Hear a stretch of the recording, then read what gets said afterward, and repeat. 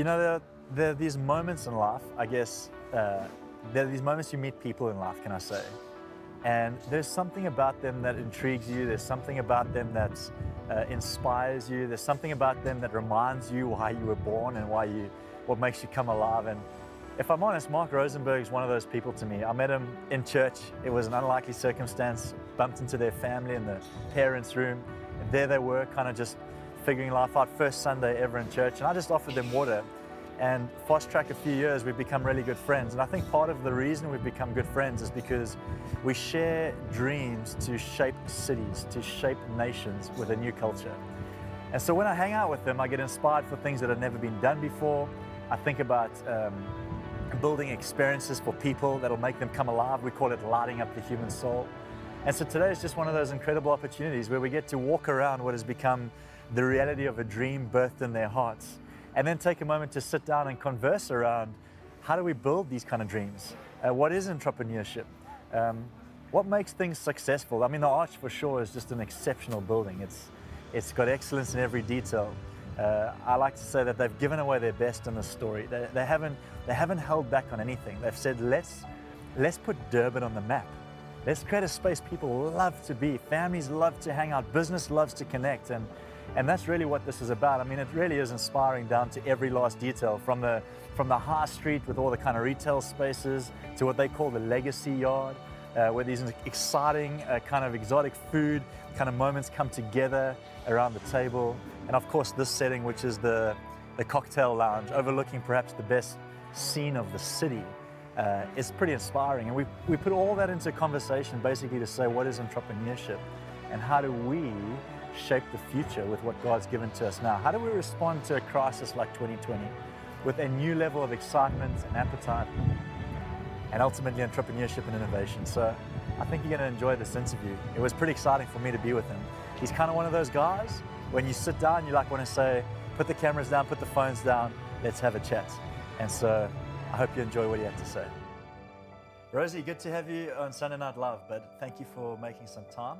And just before we jump into all the exciting conversations we're going to have today, and if you're joining us, I want to say that you're going to get some gold today. Get your journals out, notepads, phones, whatever you need, because beside for being an incredible friend, I think you're a brilliant mind. I just got to say that up front.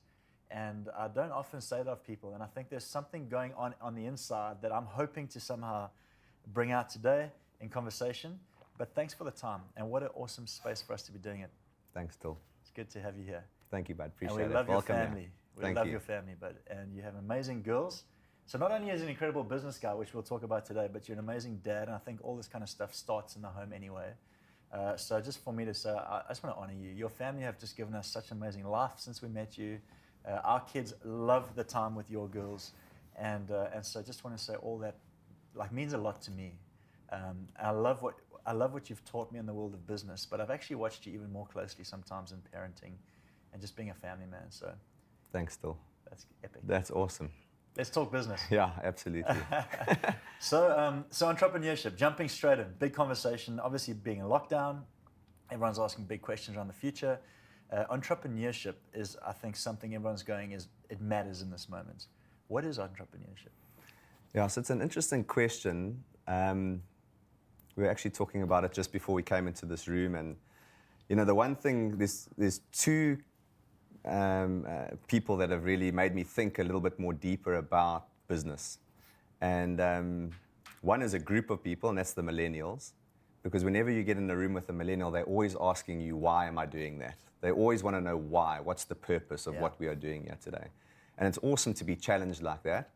The other guy is Simon Sinek, who's a wonderful thought leader, and he often speaks about, what's your why, defining that. And when you're thinking with that kind of mindset and you're thinking about entrepreneurship, for me, you're trying to get into understanding what does entrepreneurship mean and why are we talking about it? Yeah. So what does it mean? Fundamentally, I think what a lot of people miss is entrepreneurship is taking financial risk in the hope of making a profit. That's so good. You actually got to say that again. Like, find one of these cameras and tell them. Yeah, so entrepreneurship is taking financial risk in the hope of making a profit. So it's not guaranteed. It's not guaranteed. So true entrepreneurship is not, I've made 5 deals, they've all worked out, I'm an entrepreneur. Yeah. It's no, I'm willing to take risk in the hope of something actually Yeah. working. So the 2 key words there is risk and hope. Brilliant.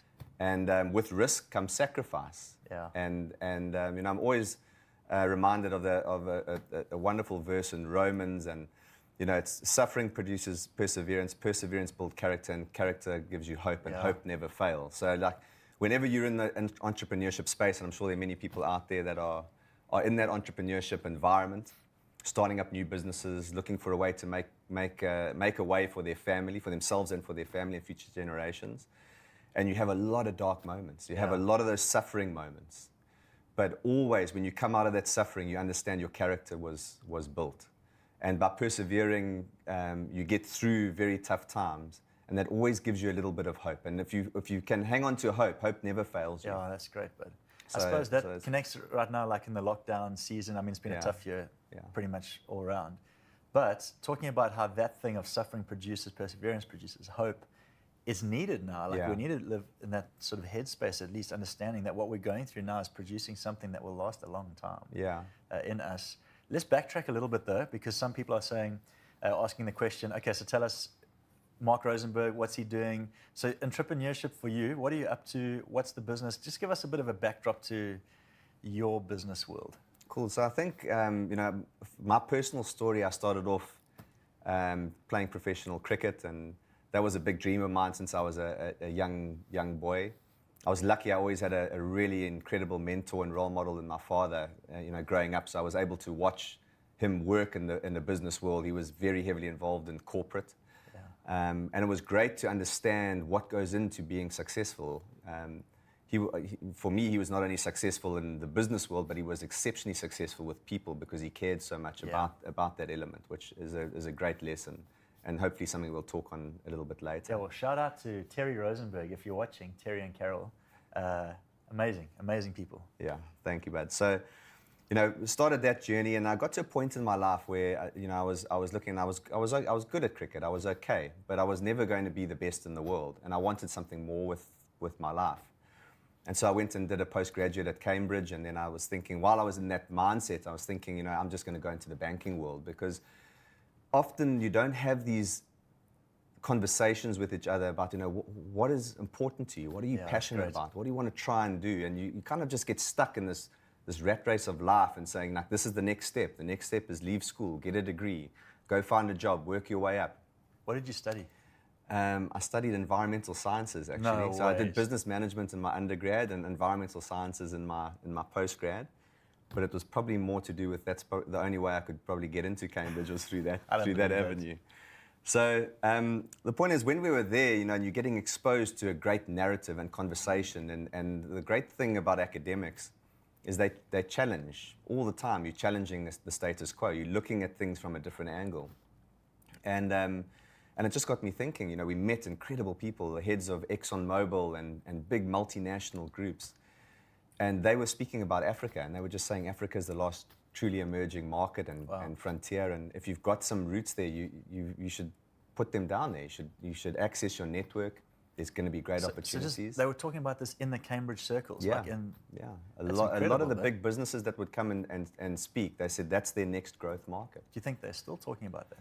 They are. Okay, we'll I think in 2008 and 2009 it was a great big topic, and then, you know, things happened in the world that may have changed that. But Africa is a very complex place, as we know. Africa is not just one country. Yeah, sure. So we came back, and fortunately, you know, I got into the family business with my father, and I've always seen him since he's retired from corporate as being a true entrepreneur, taking that financial risk in the hope of some reward, but it's calculated. And I think what I learned in those very early years was he was always trying to understand the market, understand who's engaging in the market, what products has he got, how's the consumer engaging with the product, where you're getting it from, how you're getting it to, what's the cost, etc., how you're marketing it and branding and packaging. And so we set up our family business, and we looked for gaps, we looked for opportunities, we looked for ways in. You know, we knew Africa was emerging. We said, how are we going to get into Africa? the way we did was we ended up investing in a business that serviced Africa, big multinational oil and gas mining companies. We were a bottom feeder, but we had a seat at the table, which was a great opportunity for us. A big risk for us, but a great opportunity, and something that we poured a lot of time and energy into. And so now, basically from that journey, what's happened is we've moved and we've evolved, and our business has grown across sector.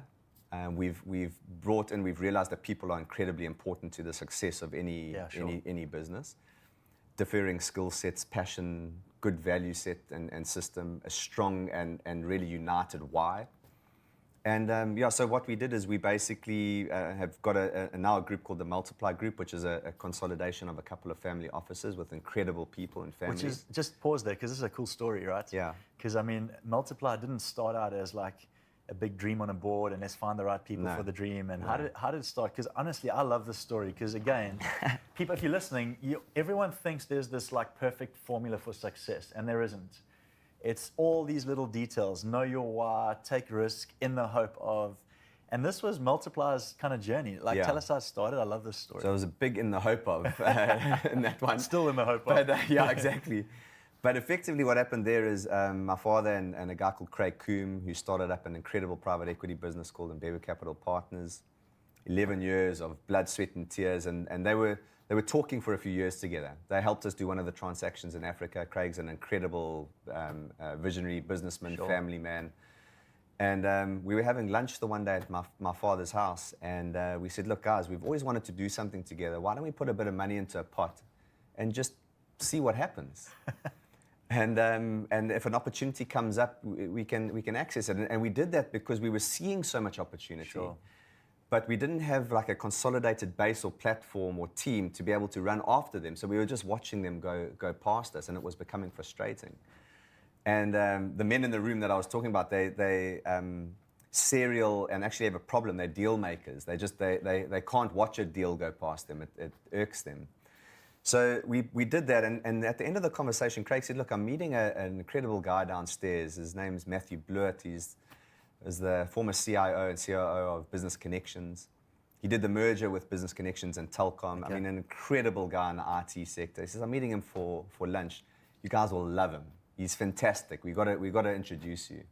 So he came upstairs. We had an incredible lunch, and by the end of that lunch, we had 4 partners who put money into a pot, and we didn't know what we were doing. We didn't have a name. We didn't have anything. There was no arch development. There was nothing. Literally not a plan. More like a handshake across the table to say, let's put our minds and hearts into something. And the great thing about that is that you had 3 families that came into the room that were all faith-filled families. Sure. Matthew and Craig had known each other since school. Obviously, my father and I had known each other since forever. Since I was born. Well, he had known you. You only kind of met him when you were like 3 or 4, right? Yeah, exactly. But we just had good hearts, and there was nothing in that room that said, how are we going to make money? The discussion at that time was, how are we going to make an impact? How are we going to make a difference? How are we going to change the narrative? In every discussion we had, our why was so much more than financial gain. And if you look at a lot of the big successful companies who innovate a lot, they're not looking to get in, get out. Often you'll see an entrepreneur that wants to make a quick buck. But the guys that are going to be successful are the ones that are saying, like, our why is far more deeper than just, that's great. just making a turn on this range, as an example. So, I mean, and from that, we went away to a farm for a night to do a little strat session, like, what do we want to do? Whiteboard was fantastic. We had no idea or intention of what we were going to do. We're driving up, and on the side of the highway, we stopped for a steers, as you do on the North Coast. And my old man, he brought out, he loves these gifts and gimmicks, and he brought out a couple of bottles of mustard seeds, and he put them on the table. And just in the middle of steers on the North Coast, you know, sitting in a corner next to a rubbish bin, he started to talk about faith and mustard seeds and mustard trees, and just started to envision us that there's could be something really special about to happen in this space. I've still got my mustard jar next to my bed.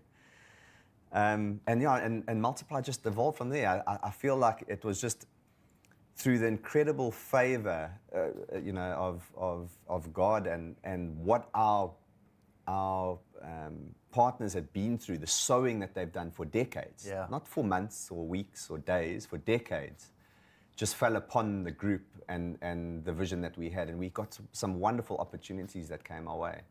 But the opportunities that came our way were not simple opportunities. Yeah. It wasn't like a slam dunk. Not one of them was a slam dunk. Each one of them was complex, You mean you required had a to bit work of for thought. everything? Or you had to work for it. You mean there was actually work Yeah. to be done in entrepreneurship? And still there was financial risk, and still Yeah. there was only hope. There wasn't a clear line and a clear formula. Yeah, I love that. But what happened around the table, there was a great spirit. And there was just a great desire to want to work together and for each other and in a community to make a difference and to say, a lot of the stuff that we're doing today, our narrative's changed a lot because we feel like in mainstream media and in the global context and the market and lockdown, everybody's glued to the television sets or a media channel or a radio, whatever it might be, a podcast, and we're being spoken at. Yeah, that's brilliant. We're not engaging with each other, and that's the one issue. I mean, the beautiful thing about social media and that is that you've got access to information. The negative is you're not building those meaningful relationships, and you're not creating a narrative for the circumstance that you're in or the environment that you're in. And I love your story of the mustard seeds, right? Because there you are sitting at a random steers on the North Coast. Everyone knows the steers you're talking about. That's what I love about that story. I've had a few there, king steer, extra cheese. But I love the fact that that's what you're saying is missing. Like you took the adventure to be a couple of guys out, had the moment with your dad. Your dad's incredible like that. Like he's an incredible thought sort of leader, I think, in some ways. And but I can imagine the moment because he gets quite into it, quite emotional about what this could mean for people. And I love the fact that was happening without a social media channel in sight. Yeah. So Multiply was born in the hearts of people, not in the handsets. Yes. And I think that's a big deal for people. Like everyone's trying to launch into the next world of their success with their handsets. And yeah, it might help you, but it's what's deep down, right? Absolutely. It's if we can captivate each other and get caught up in what's really in us. I want to go back to, you mentioned this word often, like innovation. Yeah. It's a big deal in entrepreneurship, right? Yeah. Tell me a little bit about the importance of innovation, in this season. Okay, awesome. I love this topic Yeah, of innovation, actually. And one thing I wanted to mention to you the other day, but I thought I'd save it for today. It's a famous Henry Ford quote. The guy that built the motor car. You know, we all with you. If you don't know Henry Ford, you're 15, it's okay. You'll learn about him in history. Coming. But his quote is beautiful in innovation because he said, if I'd have asked the market what they wanted, they would have said foster horses. Brilliant. And I've always thought about that. It's like, true innovation is understanding what we have and how do we get that better. Not just improve the horse. How do we make the horse faster? There's got to be a better way of doing this. That's brilliant. You think about the GoPro story and innovation, and we often speak about this. And, and we were talking about it just a few moments ago. Why is there a GoPro 10? It's because if there was an innovation, GoPro would have just launched. GoPro would have been perfect, and then we wouldn't have needed another one. We wouldn't have needed to innovate. iPhone, the same thing.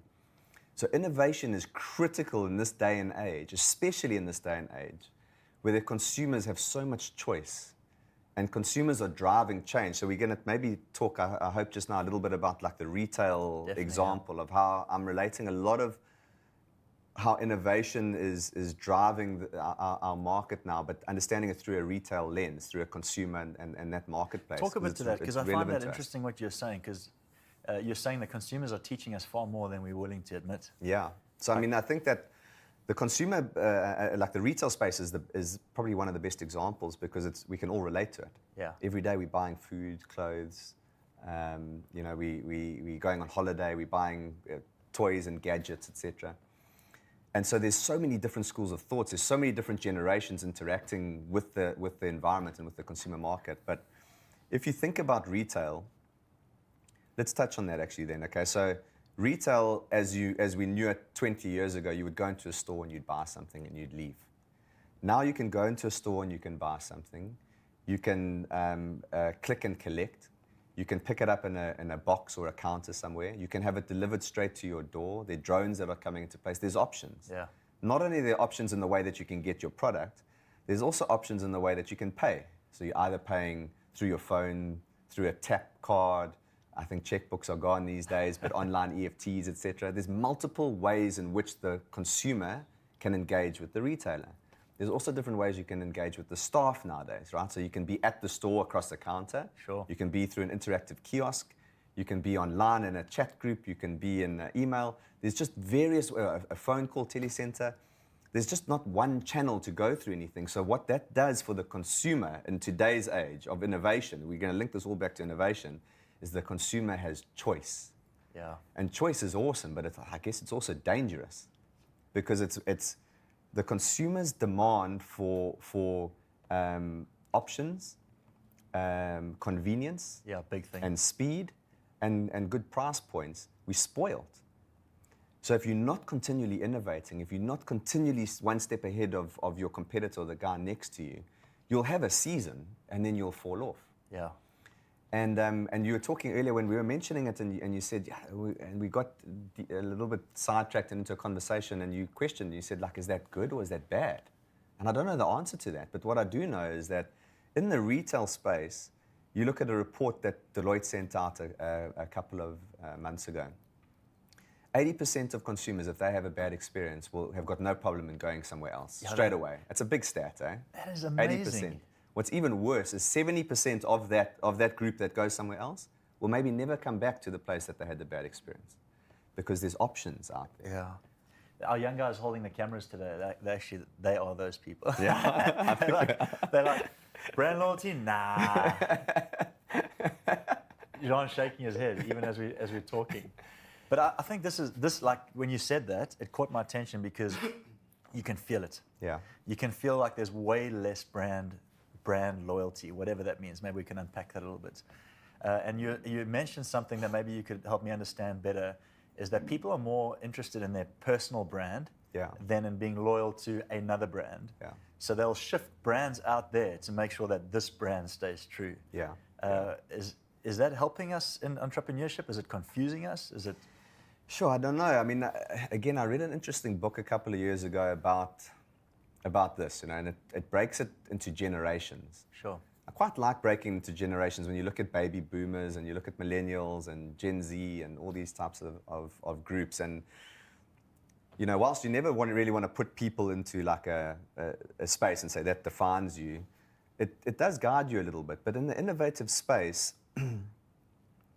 the generations that are coming up are actually determining the way that the market's going to be moving forward. So brands have to be able to innovate to support the future generations. If you're not, your generation is dying off in a sense, and with respect to the older generations. I'm not one of them. I'm really young. But so that innovation, where it's at now is people are looking to, instead of being loyal to a brand and a story, they're more being loyal to their brand and their story. So they like the innovation that's going to support who they are and what they and who they represent, as it were. So, it's a tough one. You think about any type of business you think of it like a bell curve. You're going to have a moment when you start up, a moment of extreme acceleration, and then you might plateau a bit. And if you don't innovate and change something about who you are, what you are, the market you're going to, you will go into a decline because somebody will overtake you and get into that space. So being able to, and I guess this goes back to like where we are in lockdown now, it's that agility and that ability to be able to pivot very quickly and to not be precious about it. Yeah, that's a big deal. Like it is, because especially an entrepreneur, often they're passionate about something. I'm passionate about making this cup the way that it is now. Yeah. But if the market's telling me it's different and I don't like that, that's a big problem, because that will reflect in the quality of my work and the authenticity of my brand and all that type of thing. But you've got to be able to take that feedback and be able to pivot, and your model has to be able to. But I think this is such a big deal, right? Because you're going, okay, so on one hand, the world's changing quickly, the generations are demanding us, the consumer is demanding what we offer, and that's where the opportunity lies and what someone's going to buy. Yeah. But on the other hand, so you got to innovate. On the other hand, there's my why. Why I exist. Yeah. And that's like like Annie Stanley says this thing, he says, pay attention to the tension. Yeah. Because there's always this tension between what the consumer's calling for and what I feel born for. Yeah. So to not be too precious about my thing, Yeah. but also to not be too, what do you say, like indebted to what they want. Yeah, exactly. Fine line, right? Yeah, because you don't want to sell yourself. Exactly. You know, you get to a point where you say, well, that's just not who I am. And then that's great. You make that stand, but then you understand that you'll be making a sacrifice There's one way or consequence, another. yeah. And That's so great. then it's like, what drives you? Does financial gain and financial profit drive you? Does purpose, like, is there a proper Sure. why and an impact? Does that drive you?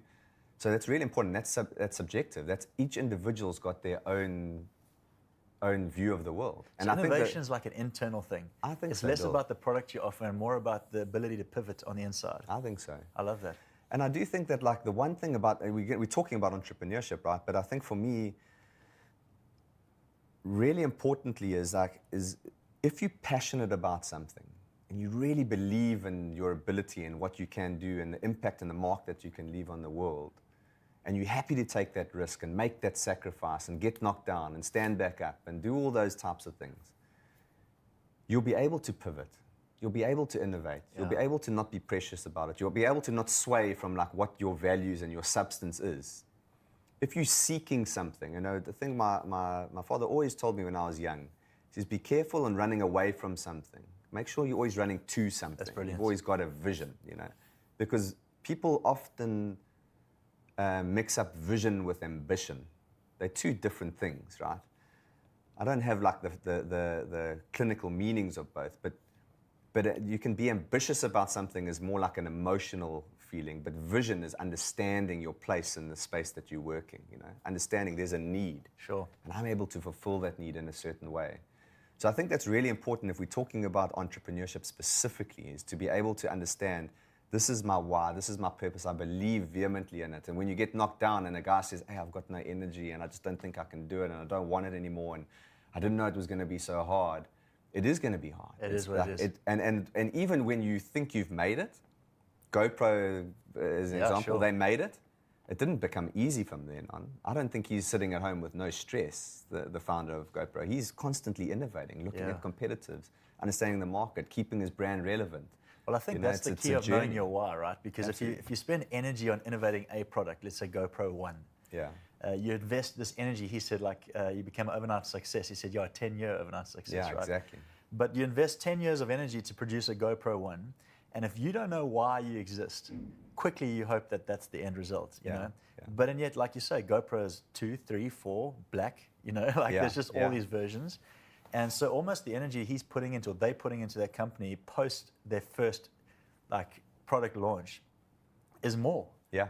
So you got to know why you're doing it. Otherwise, Absolutely. I want to talk to people who are fatigued a little bit, because I do think, like, some people, there are seasons, you know, some people do strike it lucky. They have a thought, they have an idea, they're part of a company that wins, and there's just a season, and then that season fades, their product is obsolete, the moment's over, the economy is, like, changed and shifted, and they fatigue, they're tired. Yeah. And they don't have the energy to innovate. Yeah. We spoke about, what do you do in that position? Like, if everyone's going, you just got to change, you just got to pivot, you just Yeah. got to, and you're going, I actually can't. Yeah. Like, what do you do? Do you join another team? Sure, I think so. I mean, that will happen. Firstly, my wife told me to get Botox the other day because I think she's starting to see the fatigue come through in my face. But you're definitely going to have those moments, right? And I mean, I think in my short career, like Craig as an example, Craig Coombe is the CEO here at Multiply. Before we got together in the Multiply story, there was a season when I was doing about 200 flights a year into Africa, and away from my family and in harsh conditions and under pressure and, you know, just and not in a good environment, but I believed in what I was doing. And even in the process, in the moment of a midnight session where we're putting a big tender together for a contract, Craig came to the office and he found me in the boardroom just, like, broken. Like, I was crying. I was just, like, I was absolutely finished, fatigued. And you get to yourself and you think, you know, why am I doing this? And, you know, my mates are going, you know, surf skiing tomorrow, and, you know, I'm just stuck in here doing this, and, like, why? So you will have those moments. And the important thing is to be able to surround yourself and envision others around you with like-minded people, with people that share the same values as you, that care for you. You know, Craig didn't put his arm around me and say, you're an amazing man. He was just there for me. He just gave me that peace and that encouragement. You know, I don't know if, like, I don't know how to relate I got a good story for this just now. to the others in the room, but like rugby guys might relate. And you run into a rugby field, you've always got that one guy in the field that makes you feel safe. Yeah.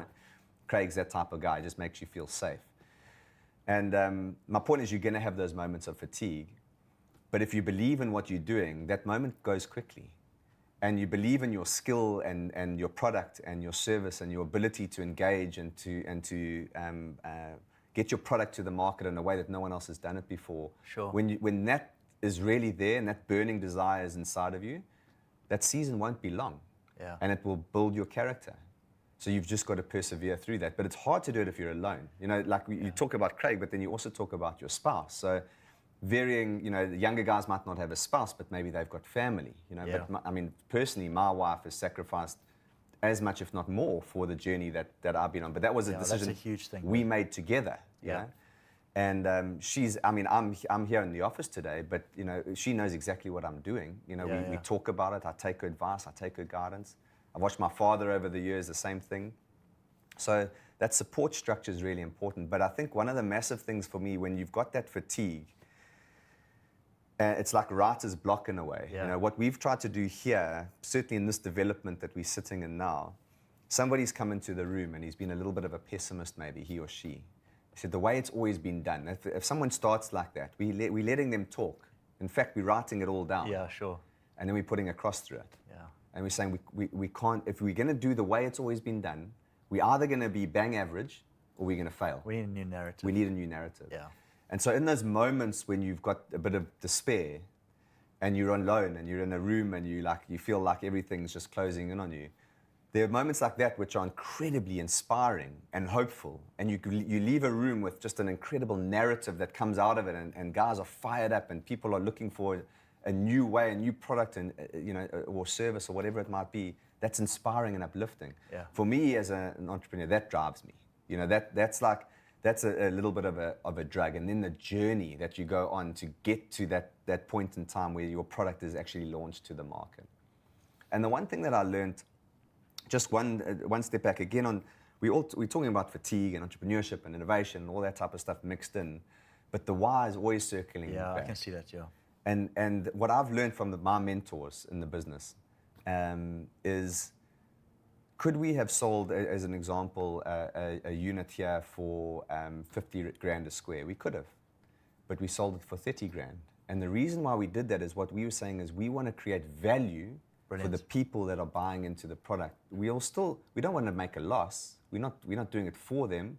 We're not being greedy. There's much more of a why. We want to invest in the next chapter. Yeah. So when that person comes in and actually realizes, I've got a little bit of an upside here, I've done well out of this, that's good. That's a great feeling. We're helping our community. We're helping the people. We're creating products that are adding value to people's lives. Yeah, brilliant. But I love how your dad often says, and I've loved this statement, that this dream, the arch dream, the one we're sitting in now, was, I think I'm going to get it right now, he said, we wanted to build an island of excellence in a sea of mediocrity. Yeah. Or sea of negativity. Yeah. I just love that, because that's the why, right? Absolutely. Our goal is to literally, and I'm going to talk to this now because I'm going to get all fired up. Yeah. Because I think one of the things you've done for me, just to sidetrack a little bit, is you've been in some ways that person in a fatigued state, because I have dreams and we have desires. I think the church should shape the world. And there have been moments where you feel like, what are we doing? Like, we're in little old Belito, waking up every morning, repeating certain things, or like, are we going anywhere? Yeah.